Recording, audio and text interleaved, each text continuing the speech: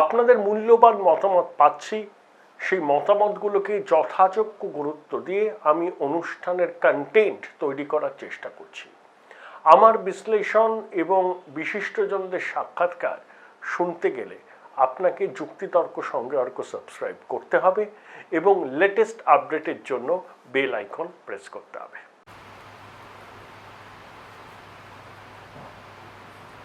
বাংলাদেশে সনাতন ধর্মাবলম্বীরা আক্রান্ত, পুজোর মধ্যে মাতৃমণ্ডপে ভাঙচুর, দেশজোড়া বিক্ষোভ। এই রাজ্যেও প্রধান বিরোধী দল বিজেপি সনাতন হিন্দুদের স্বার্থ রক্ষায় পথে নেমেছে, যদিও শাসক দল কার্যত বিষয়টাকে চাঁদ সদাগরের মনসা পুজো করার মতো করেই এখনো অবধি দেখছে। কিন্তু ভারতবর্ষের প্রধানমন্ত্রীও কিন্তু মুখে কুলু পেটেছেন, যদিও বিদেশ মন্ত্রক বাংলাদেশের সঙ্গে নিত্য যোগাযোগ রাখছে।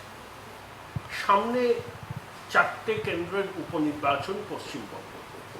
হিন্দু ভোট কতটা কনসলিডেট করে বিজেপির পক্ষে যাবে, এটাই কিন্তু এখন দেখার বিষয়। এই সব নিয়ে আলোচনার জন্য আমার সঙ্গে রয়েছেন বিশিষ্ট বিজেপি নেতা জিতেন্দ্র তিওয়ারি।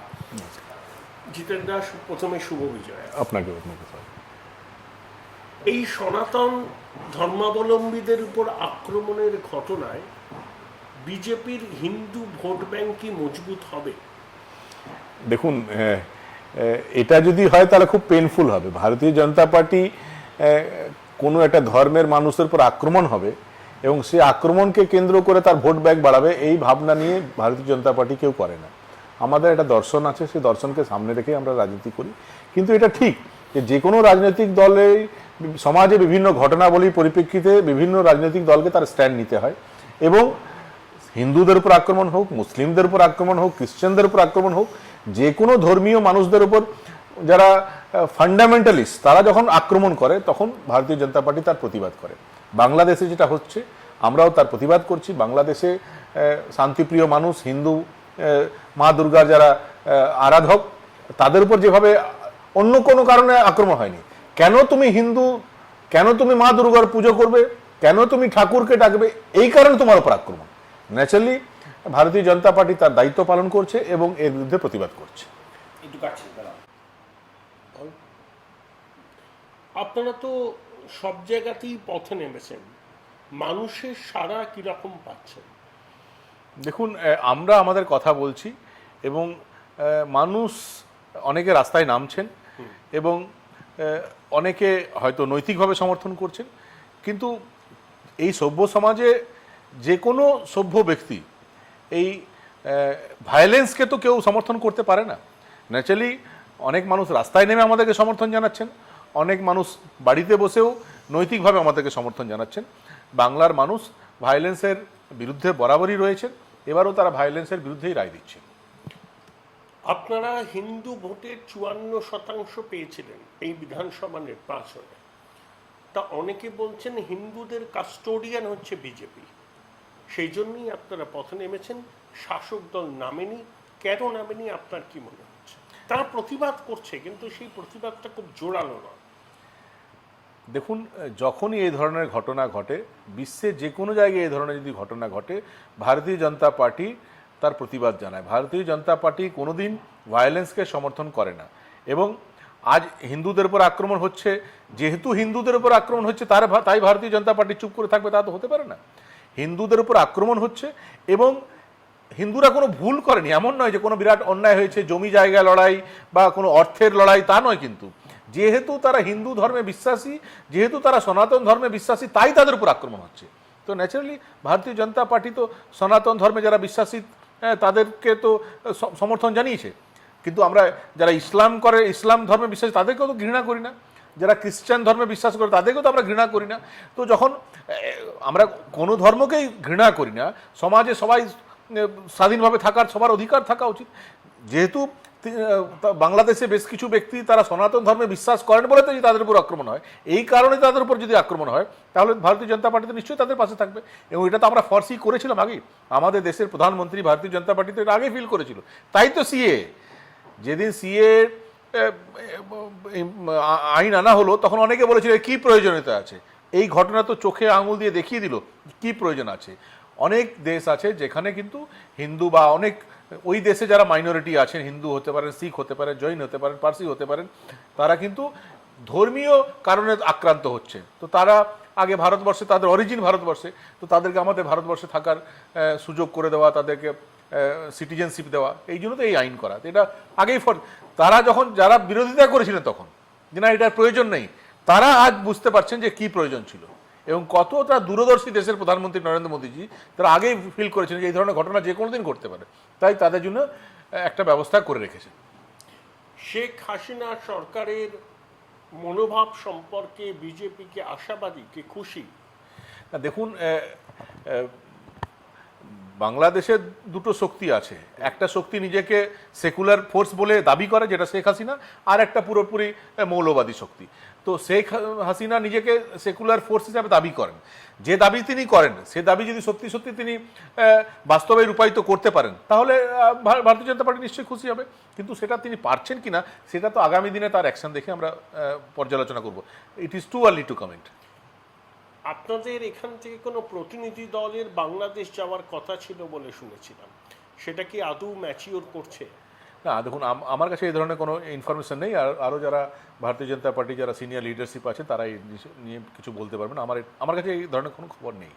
অনেকে বলছেন যে প্রধানমন্ত্রীও বা চুপ কেন? না, প্রধানমন্ত্রী তো একটা দেশের প্রধানমন্ত্রী, তার একটা সরকার আছে, সমস্ত বিষয় দেখার জন্য একটা মন্ত্রক আছে, সে মন্ত্রক নিশ্চয়ই কাজ করছে। এই যে দেখছেন বাংলাদেশের গভর্নমেন্ট একটু অ্যাকশন এসছে, এটা তো নিজের ইচ্ছায় আসেনি। নিশ্চয়ই কূটনৈতিক স্তরে যে আলাপ আলোচনা করা উচিত, যেখানে যেটা করা উচিত সেটা করা হচ্ছে, তারই তো আমরা রিয়াকশন দেখছি। তো প্রধানমন্ত্রীকে নিজে সব কিছু করতে হবে এমন নয়, তার একটা মন্ত্রিসভা আছে, বিভিন্ন দপ্তর আছে, সে দপ্তরের লোকেরা সঠিক জায়গায় সঠিক কাজ নিশ্চয়ই করছে। তৃণমূল কংগ্রেস সেইভাবে বিষয়টাকে নিয়ে কেন সরব হচ্ছে না? সেটা তো দেখুন, আমি খুবই আজ দেখছি যে তৃণমূল কংগ্রেস আমার অনেক বন্ধু বান্ধব আছে, তাদেরকে দেখে আজ কি বলবো, আমার খুবই করুণা হচ্ছে। তারা প্রতিবাদ করতে চাইছেন কিন্তু করছেন না। কেন করছেন না তার জবাব তারাই দিতে পারবেন। কি এই অধিকার তাদের নেই? ভুলকে ভুল তারা বলতে পারবেন না?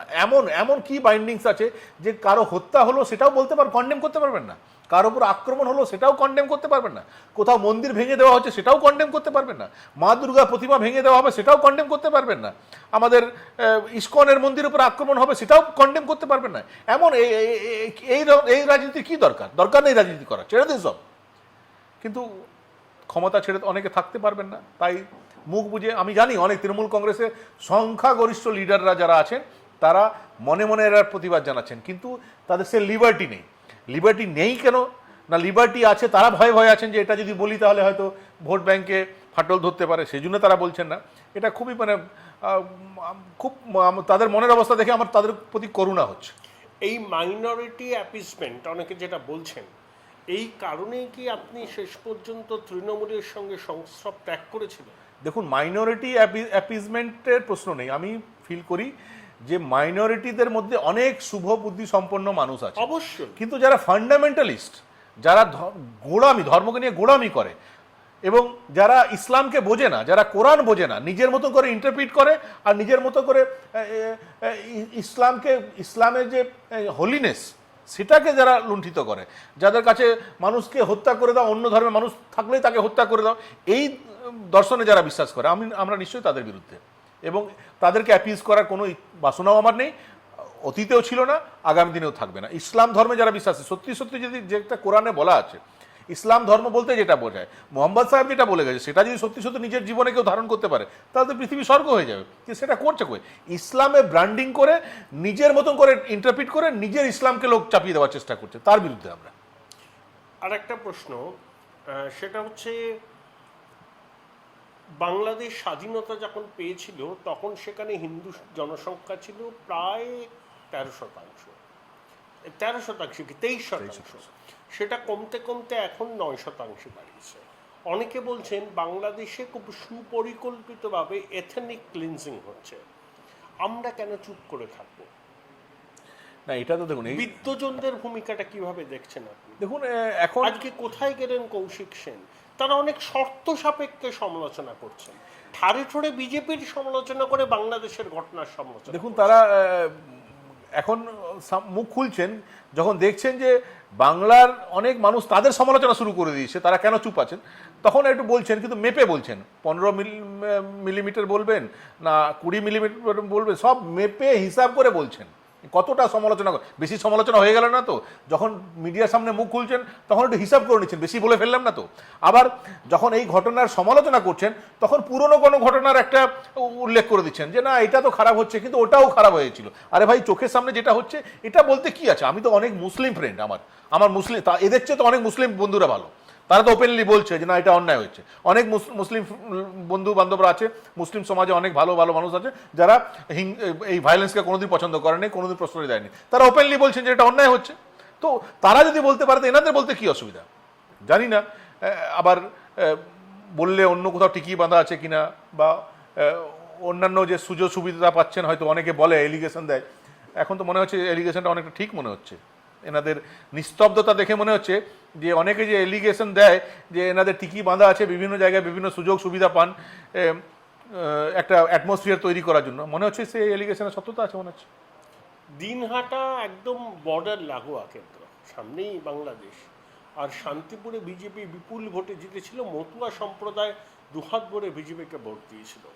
বাংলাদেশের ঘটনার অভিঘাত এখানকার হিন্দু মননে কতটা পড়বে এবং তার রিফ্লেকশন কি ইভিএমে দেখা যাবে বিজেপির পক্ষে? কারণ বিজেপি কিন্তু খুব কনসিস্টেন্টলি এটার প্রতিবাদ করছে। দেখুন, এর রিফ্লেকশন ইভিএমে কি হবে সেটা নিয়ে তো আমি বলতে পারবো না, সেটা সময় বলবে। কিন্তু আমি এটা বলতে পারি যে ভারতীয় জনতা পার্টি এটা চায় না কোনোদিন যে বাংলাদেশি হিন্দুরা মারা যাক, এবং সেটাকে বেস করে আমরা আমাদের ভোট ব্যাংক বাড়াবো। এটা আমরা বরঞ্চ আমাদের ভোট না পেলেও আমরা যদি পরাজিত হই এবং বাংলাদেশের সমস্ত হিন্দু যদি ভালো করে থাকতে পারেন, কারো যদি হত্যা না হয়, কারো যদি ঘর বাড়ি না ভাঙা হয়, মা দুর্গার প্রতিমা যদি না ভাঙা হয়, ইস্কনের মন্দিরের উপর যদি আক্রমণ না হয়, আমরা বেশি খুশি হব। ভোটে জেতা, ভোটে পরাজিত হওয়া এটা আমাদের কাছে বড় জিনিস না। এবং ভোটে জেতার জন্য কিছু মানুষকে মারা যেতে হবে এবং তাদের লাশের উপর রাজনীতি করে আমরা ভোট বাড়াবো, এই দর্শনে আমরা বিশ্বাস করি না। কিন্তু যে ঘটনা ঘটেছে তার রিয়াকশান কি হবে, এবং রিয়াকশান হওয়ার মতন পরিস্থিতি তো বাংলায় নেই এখন। আপনারা নিশ্চয়ই ফিল করছেন যে মানুষ যে স্বাধীনভাবে তার কথা, তার ভাবনার প্রতিফলন ইভিএমের মাধ্যমে হবে, সেই পরিবেশ তো অনেক ক্ষেত্রে আমরা দেখছি নেই। মানুষ ভীত সন্ত্রস্ত আছেন যে আমার অঞ্চলে যদি একটা বিশেষ রাজনৈতিক দল না যেতে, তাহলে আমার এলাকা সব হয়তো রাস্তা বন্ধ করবে না, জল কেটে দেওয়া হবে, মানুষের ব্যবসা করতে পারে, এই ভয় ভীতি আছে। তো ফ্রি অ্যান্ড ফেয়ার ভোট যদি হয়, তাহলে বাংলাদেশের ঘটনা না ঘটলেও বাংলাদেশের ঘটনাকে কেন্দ্র করে আমরা আমাদের ভোট বাড়াতে চাই না। বাংলাদেশের ঘটনার প্রতিবাদ করছি, কেননা এটা প্রতিবাদ করা উচিত। ভোট না থাকলে আমরা প্রতিবাদ করতাম, অতীতেও প্রতিবাদ করেছি, আগামী দিনে প্রতিবাদ করব। ভোট একটা আলাদা জিনিস, এই ভোটে কিন্তু ফ্রি অ্যান্ড ফেয়ার ভোট যদি হয়, তাহলে 4টা কেন্দ্রে আমাদের ভালো ফলাফল হবে। আপনার বন্ধু বাবুল সুপ্রিয় শেষ পর্যন্ত সাংসদ হিসাবে পদত্যাগ করলেন। আসানসোলে উপনির্বাচন আসন্ন, আসানসোলে বিজেপির প্রসপেক্ট কত? দেখুন, আসানসোলে তো বরাবরই আসানসোলে মানুষ মোদিজির কাজের প্রতি আকৃষ্ট হয়ে ওনার এবং ভারতীয় জনতা পার্টির প্রতি আকৃষ্ট হয়ে বরাবর ভারতীয় জনতা পার্টিকে সাপোর্ট করেছে। এবং বাবুল সুপ্রিয় ভারতীয় জনতা পার্টি যেহেতু ক্যান্ডিডেট ছিলেন, যেহেতু মোদিজি বলেছিলেন যে বাবুল মুঝে চাইয়ে, তাই আসানসোলে মানুষ বাবুলদাকে ভোট দিয়েছিলেন। এখন উনি রিজাইন করেছেন, ন্যাচারালি মোদিজিকে দেখেই ওইখানকার মানুষ ভোট দেয়। তো বিজেপির যে ক্যান্ডিডেট হবে সে জিতবে, অসুবিধা কিছু নেই। আপনি কি ক্যান্ডিডেট হচ্ছেন? আমি কেন ক্যান্ডিডেট? আপনার কথা শোনা যাচ্ছে। না, এইসব অনেকের কথা শোনা যায়, রাজনীতিতে যারা থাকে তাদের নিয়ে অনেক কথা শোনা যায়। কিন্তু ভারতীয় জনতা পার্টিতে আপনি জানেন যে ভারতীয় জনতা পার্টির একটা সিস্টেম আছে, রাজ্য কমিটি আছে, কেন্দ্রীয় কমিটি আছে, নির্বাচন কমিটি আছে, এবং ভারতীয় জনতা পার্টিতে কালেকটিভ লিডারশিপের উপর তারা বিশ্বাস করে। একজন সাংসদ হলো তার মানে সেই শেষ কথা এমন নয়। সাংসদ কেউ একজন হবেন ঠিক আছে, কিন্তু কালেকটিভ যে লিডারশিপের ব্যাপার আছে সেখানে নিশ্চয়ই আমরা থাকবো, সবাই মিলে তাকে জেতাবো এবং সবাই মিলে কাজ করবো আসানসোলের উন্নয়নে। আবার নাকি বিজেপি ভাঙবে, বিধায়করা চলে যাবে? না, বিধায়ক ভাঙা আর বিজেপি ভাঙা দুটোর মধ্যে কিন্তু পার্থক্য আছে। বিধায়ক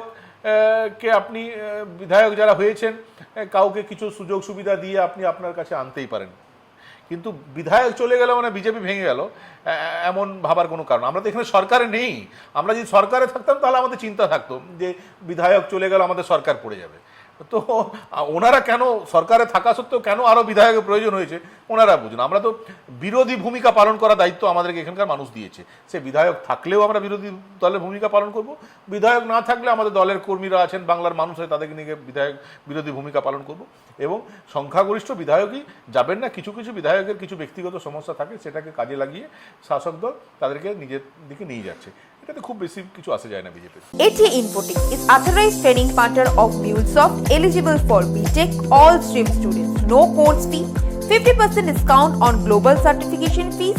Contact AT Infotech Ventures, Martin Bud Business Park, level 11, room 1104, plot number BP3, Salt Lake City, sector 5, Kolkata 70091. The fastest growing digitally enabled university in a conveniently located and vibrant campus. Join Sister Nivedita University, Kolkata for higher education and research.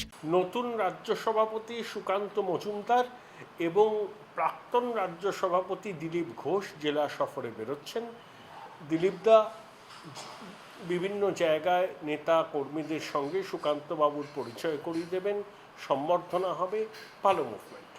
BJP এরকম রীতিতেই চলে বলে বলছেন।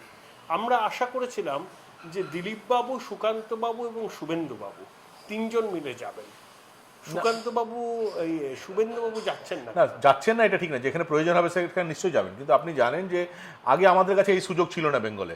আগে পার্টির যারা নেতৃবৃন্দ ছিলেন তাদেরকেই সব কাজ করতে হতো। এখন যেহেতু বিধানসভায় আমাদের বেশ কিছু এমএলএ গেছেন, কনসিডারেবল নাম্বার অফ এমএলএ গেছেন, এবং সরকারে বিভিন্ন নীতির যে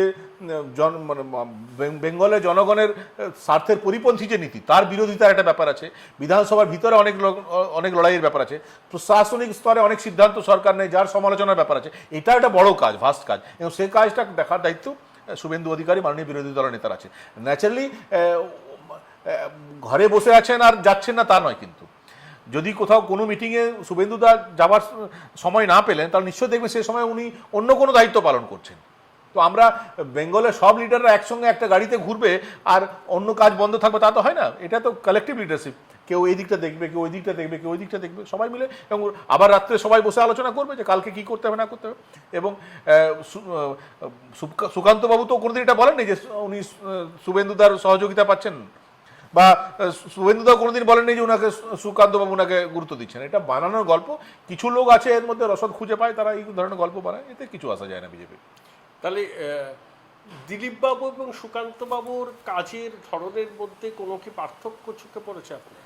দেখুন, আমি আবার বলছি যে ভারতীয় জনতা পার্টি একটা দর্শনে বিশ্বাসী দল, এবং এটা যারা থাকেন বিভিন্ন থাকে, প্রত্যেক ব্যক্তির একটা স্টাইল নিশ্চয়ই থাকে, কিন্তু মূল যে ভারতীয় জনতা পার্টির দর্শন, সেটাকে প্রতিষ্ঠিত করার জন্য সবাই কাজ করেন। দিলীপ দাও সেই দর্শনকে প্রতিষ্ঠিত করার কাজ করতেন। সুকান্ত দা এসছেন, উনি ওই দর্শনকে প্রতিষ্ঠিত করার কাজই করবেন। দিলীপ দার আগে যারা ছিলেন তারা ওইটাই করেছেন, এবং আগামী দিনে যে সুকান্তবাবুর পরে হয়তো 10 বছর পর আর যদি কেউ আসে, তিনিও সে একই কাজ করে যাবেন। তো এটা দর্শনের উপর বিশ্বাস করা দল, ন্যাচারালি ওই দর্শনকে প্রতিষ্ঠিত করাই এই দলের লক্ষ্য, এবং সবাই যারা যে দায়িত্বে থাকুক না কেন তারা সে কাজে মনোনিবেশ করে।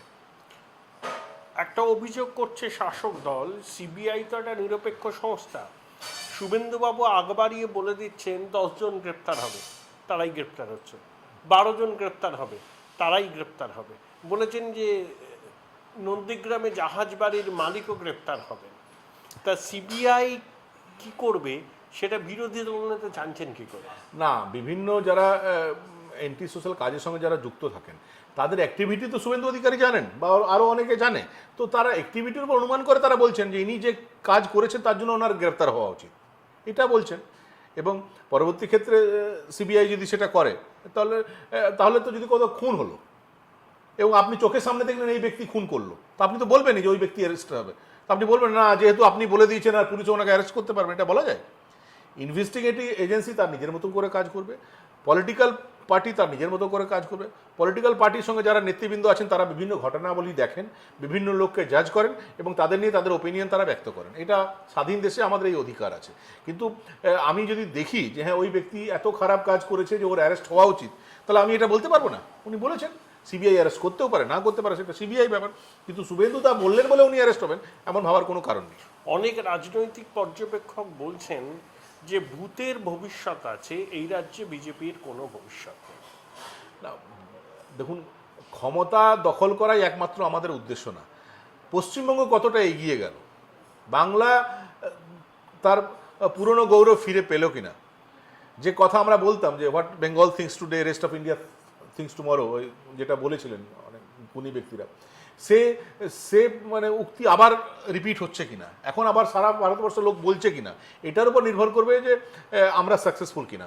আমরা এখন বর্তমানে আমাদেরকে বাংলার মানুষ দায়িত্বশীল বিরোধী দলের ভূমিকা পালন করার নির্দেশ দিয়েছে, সে কাজটা আমরা মনোযোগ দিয়ে করছি। সরকার যেখানে ভুল করবে তার আমরা সমালোচনা করব, সরকার ভালো কাজ করলে গঠনমূলক সহযোগ করব, আমরা আমাদের সহযোগিতা চাইলে, আমাদের সাজেশন যদি চাই, আমাদের দলের সাজেশন যদি চাই, আমরা নিশ্চয়ই বেঙ্গলকে এগিয়ে নিয়ে যাওয়ার জন্য যে সাজেশন দেওয়ার সেটা দেবো। আর যদি কোথাও ভুল করে তো গণতান্ত্রিক ব্যবস্থায় যে সমালোচনা করা উচিত সেটা আমরা করব। যদি বাংলার মানুষ আমরা আমাদের কাজটা যদি ঠিকভাবে করি, বিরোধী দলের ভূমিকা ঠিকভাবে পালন করতে পারি, তাহলে আগামী দিনে মানুষ বিচার করবে আমাদেরকে সরকারে আনবে কিনা। সরকার পক্ষে যারা আছেন তারা যদি সরকার পক্ষে কাজ ভালো করে করেন, তার মানুষ তাদেরকে আবার আনবে, তারা যদি সরকার পক্ষের কাজ ঠিকভাবে না করেন মানুষ তাদেরকে সরিয়ে দেবে। এটাই তো গণতন্ত্রের নিয়ম। তসলিমা নাসরিন বিতর্কিত লেখিকা, তিনি বাংলাদেশকে বলছেন তাকে বামফ্রন্ট জামানাতেই তিনি আর আসতে পারেন না, এখানে দেশেই থাকতে পারেন না, কলকাতাতেও আসতে পারেন না। তা আপনারা এই দাবিটা তুলছেন না কেন যে তসলিমাকে ফেরাতে হবে? না, আমরা তো কোনো ব্যক্তি একটা দাবি তুলবে কেন, এবং তসলিমা নাসরিন এখানে আসতে চাইছেন কিনা বা আসবেন কিনা সেটা সম্পূর্ণ তার ব্যাপার, এবং যে সরকার, যে রাজ্য সরকার আছে তাদেরকে সিদ্ধান্ত নিতে হবে তিনি আসতে দেবেন কি দেবেন না। যদি আসতে দেন তাহলে তার রিয়াকশান একরকম হবে, যদি না আসতে দেন তার রিয়াকশান একরকম হবে। আমরা কোনো ব্যক্তিকে, আমরা তো, তসলিমা নাসরিন তো বিজেপির এজেন্ট না, বা বিজেপিও তসলিমা নাসরিনের সঙ্গে যোগাযোগ করে কাজ করে না। উনি একটা স্বাধীন লেখিকা, স্বাধীনভাবে নিজের মতামত ব্যক্ত করেন। আমরা আমাদের একটা স্বাধীন দল। তসলিমা নাসরিন যদি বেঙ্গলে আসার কোনো প্রস্তাব দেন, উনি তো আসতে চানই, গণতান্ত্রিক পশ্চিমবঙ্গ তাকে গ্রহণ করতে রাজি নয়, বামেরাও নয়, তৃণমূলও নয়, আমরা বিজেপি স্ট্যান্সটা। আমরা শুধু তসলিমা নাসরিন কেন, যে কোনো ব্যক্তি সভ্য সমাজে যে সে দেশের বা সে রাজ্যের আইন যদি পারমিট করে তাহলে সে অবশ্যই বসবাস করতেই পারে। যদি কেউ না করতে দিচ্ছে তাহলে দায়িত্ব যারা করতে দিচ্ছে না তাদের উপর বর্তায়। আমরা তো সরকারে নেই, আমরা তো দাবি তুলতে পারে, দাবি তো আমরা অনেক কিছু, দাবি তো আমরা সোনার বাংলা গড়ব সেই দাবি আমরা তুলছি। আমাদের কথা শোনা হয় কি, আমাদেরকে গুরুত্ব দেওয়া হয় কি? আমাদেরকে তো অ্যাডমিনিস্ট্রেটিভ মিটিং, আমাদের এমএলএ থেকে অ্যাডমিনিস্ট্রেটিভ মিটিং ডাকা হয় কি? যারা মানুষ যাদেরকে জিতিয়েছে, বিভিন্ন যে অ্যাডমিনিস্ট্রেটিভ মিটিং হচ্ছে, ডিএমরা যে মিটিং করছেন সেখানে আমাদের এমএলএদেরকে ডাকছেন, আমাদের এমপিদেরকে ডাকছেন। তো আমাদেরকে তো ব্রাত্য করে রাখা হয়েছে, আমাদেরকে তো মানে এই বাংলার উন্নয়নে যে কর্মযজ্ঞ, যেটাকে বলা হচ্ছে কর্মযজ্ঞ, সেই কর্মযজ্ঞ যদি সত্যি হচ্ছে সেখান থেকে আমাদেরকে ব্রাত্য করে রাখা হচ্ছে, ইভেন সাজেশন নেওয়া হচ্ছে না। আচ্ছা, ডাক্তার সুভাষ সরকার, তাকে যদি ডেকে এই সরকার যদি কিছু সাজেশন নেয়, উনি কি খুব খারাপ সাজেশন দেন? উনি তো নিশ্চয়ই শিক্ষা ব্যবস্থার ভালোর জন্য কিছু বলবেন, উনি তো চুল্লুর দোকান খোলার জন্য সাজেশন দেবেন না। আরও যারা আমাদের মন্ত্রীরা এখান থেকে চারজন মন্ত্রী হয়েছেন, বলুন তো একবারও বেঙ্গলের চিফ সেক্রেটারি একবারও সময় চেয়েছেন ওদের কাছে যে না চারজন এই রাজ্য থেকে মন্ত্রী হয়েছে, তাদের কাছে আমি চিফ সেক্রেটারি হিসেবে আমি সময় চাইছি, বেঙ্গলের জন্য আমি এই দাবি দাওয়া করছি, বেঙ্গলে এই সমস্যা হচ্ছে, এগুলো সমাধান করার চেষ্টা করা হোক। এত এমপিরা জিতেছেন, একবারও কোনো ডিএমকে, কোনো এসডিওকে, কোনো বিডিওকে দেখেছেন যে আমাদের এমপিদেরকে, এমএলএদের কাছে তারা সাজেশন চাইছেন যে এই সমস্যার সমাধান কিভাবে করা যেতে পারে? আচ্ছা, লকেটকে নাকি খুঁজে পাওয়া যাচ্ছে না। দেখুন, এটা তো আমি বলতে পারবো না, এবং কোনো ব্যক্তিকে কেন্দ্র করে এই ধরনের রটানোটা ঠিক না। উনি নাকি গাড়ি বদল করে রাতের বেলা দিদির সঙ্গে দেখা করতে গেছিলেন। না, আমি লকেট দিয়ে যদি মনে করেন যে মমতা বন্দ্যোপাধ্যায়ের সঙ্গে দেখা করবেন, দিদির সঙ্গে দেখা করবেন, তাহলে যেটা গাড়ি বদল করার দরকার কি? উনি এই রাজ্যের সাংসদ, দিদি এই রাজ্যের মুখ্যমন্ত্রী, প্রকাশ্য দিবালোকে একটা সাংসদের একটা রাজ্যের মুখ্যমন্ত্রীর কাছে যাওয়ার অধিকার আছে। তো যদি ওনার কোনো প্রয়োজন হয় যে না মুখ্যমন্ত্রীর সঙ্গে আলোচনা প্রয়োজন আছে, সময় নিয়েও তিনি প্রকাশ্য দিবালে, উনি গোপনে যাবেন না, এটা রটনা, এসবে বিশ্বাস দেবেন। JN Rai Hospital, #1 pocket-friendly multi-speciality hospital for common people, quality and expert healthcare. JN Rai Hospital, পয়সা ও প্রাণ দুটোই বাঁচায়। 12টা সীমান্তবর্তী সব জেলাগুলোতেই তো প্রায় কেন্দ্র শাসন চালু হয়ে গেল, বিএসএফ ঢুকে পড়ছে 50 কিলোমিটারের মধ্যে। আপনারা তো খুব উৎফুল্ল। না, 50 কিলোমিটার ঢুকে পড়ছে, যে আইনগুলো কেন্দ্রীয় আইন, সেন্ট্রাল যে ল, যেগুলো এনফোর্সমেন্টের দায়িত্ব সেন্ট্রাল গভর্নমেন্টের, সেগুলো এনফোর্স করার জন্য ঢুকছে। ওইখানে তো ভাইয়ে ভাইয়ে ঝামেলাতে তো বিএসএফ যাচ্ছে না, আর স্বামী স্ত্রীর ঝগড়াতেও তো বিএসএফ যাচ্ছে না, আর কেউ কারো টাকা চিটিং করেছে এটাতেও বিজেপি যাচ্ছে না, বা কেউ কি নাম ওই সারদা নারদা থেকে টাকা নিয়েছে সেটাতেও বিএসএফ যাচ্ছে না। বিএসএফ কোথায় যাচ্ছে? যে আমাদের বর্ডার সুরক্ষিত রাখার জন্য এবং বর্ডারে যে ধরনের অপরাধ সংগঠিত হয় সেই অপরাধগুলোকে দমন করার জন্য কেন্দ্রীয় যে আইনগুলো আছে সেগুলো ইমপ্লিমেন্টেশনের জন্য বিএসএফ যাচ্ছে। তো এটাতে তো খারাপ লাগে। দেশের সীমা যদি সংঘাত শুরু হয়ে যাবে তো না, যদি কুচবিহারে বিএসএফ ঢুকে পড়ে, এদিকে রাজ্য পুলিশ না, অবশ্যম্ভাবী না সংঘাত। না, তো আমি বিএসএফ গেলেও তো সে তো কুচবিহার পুলিশের ডে টু ডে কাজে হস্তক্ষেপ করবে না। বিএসএফ তো নির্দিষ্ট এজেন্ডা নিয়ে, বিএসএফ এজেন্ডা কি হলো যে আমাদের দেশের সীমা যেন সুরক্ষিত থাকে এবং দেশের যে বাউন্ডারি সেটা যেন ইললিগাল কাজের জন্য ব্যবহার যেন না হয়। তো তৃণমূল কি কংগ্রেস এটাকে সমর্থন করবে? তৃণমূল কংগ্রেস কি চাইবে যে বাউন্ডারি আমাদের অসুরক্ষিত হয়ে যায়? তৃণমূল কংগ্রেস কি চাইবে যে আচ্ছা ধরে নিন যে বিজেপি সরকার যদি দিল্লিতে না থাকতো, তাহলে অন্য সরকার থাকলে, তৃণমূলের বন্ধু সরকার থাকলে তারা কি বিএসএফকে তুলে দেবে নাকি? বিএসএফ তো প্রয়োজন আছে নাকি? পাকিস্তান হামলা করলে, চীন হামলা করলে, অন্যান্য দেশরা আমাদের দিকে কুনজর দিলে তো এই বিএসএফই তো লড়াই করছে, আমাদের বর্ডারকে তারা সুরক্ষিত রেখেছে। তো তাদেরকে এত ডিসকারেজ করার কি আছে? আগে থেকে এত ভাবার কি আছে? তারা তো অন্যান্য কোনো কাজে ইন্টারফেয়ার করতে আসে না। কেন্দ্রীয় শাসন চালু হচ্ছে। না না, কেন্দ্রীয় যে আইন আছে শুধু বিএসএফ কোনো, আপনি সিআইএসএ বলছেন না কেন? সেন্ট্রাল ইন্ডাস্ট্রিয়াল সিকিউরিটি ফোর্স, সে তো সব জায়গায়, ও তো ক্যালকাটাতেও ঘুরে বেড়াচ্ছে। আপনি তো বিভিন্ন অঞ্চলে যেখানে ইন্ডাস্ট্রিয়াল এলাকা সেখানে তো সেখানে কি আমাদের রাজ্যের যে পুলিশ তার ক্ষমতা কি কমে গেছে? এমন না যে সিআইএসএফ তার নিজের ডিউটি আছে, নিজের ডিউটি পালন করবে। বিএসএফও 50 কিলোমিটার আসুক আর 200 কিলোমিটার আসুক, বিএসএফের যে কাজ সে কাজই তারা করবে। আপনার ইন্টারনাল যে ল অ্যান্ড অর্ডার ব্যাপার সেখানে তারা তো ইন্টারফেয়ার করবে না। তো ন্যাচারালি আতঙ্কিত হওয়ার কোনো কারণ নেই। আর তারা তো আমাদের দেশকে রক্ষা করছে, তাদের প্রতি তো আমাদের শ্রদ্ধা থাকা উচিত। তাদেরকে আমরা তাদের সার্ভিসকে এত ছোট করার চেষ্টা করবো কেন?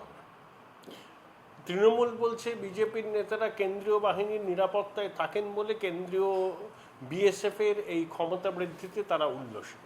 না, আমি বলছি যে তাহলে একটা প্রস্তাব আনুন যে কারোরই কোনো সিকিউরিটি থাকবে না, বিজেপির লিডারদেরও কোনো সিকিউরিটি থাকবে না, তৃণমূল লিডারদেরও কোনো সিকিউরিটি থাকবে না, এবং মানুষ ফ্রি অ্যান্ড ফেয়ার থাকতে পারবে। সে দায়িত্ব সরকার, পশ্চিমবঙ্গ সরকার নিল। এটা নিয়ে নিলে তো হয়।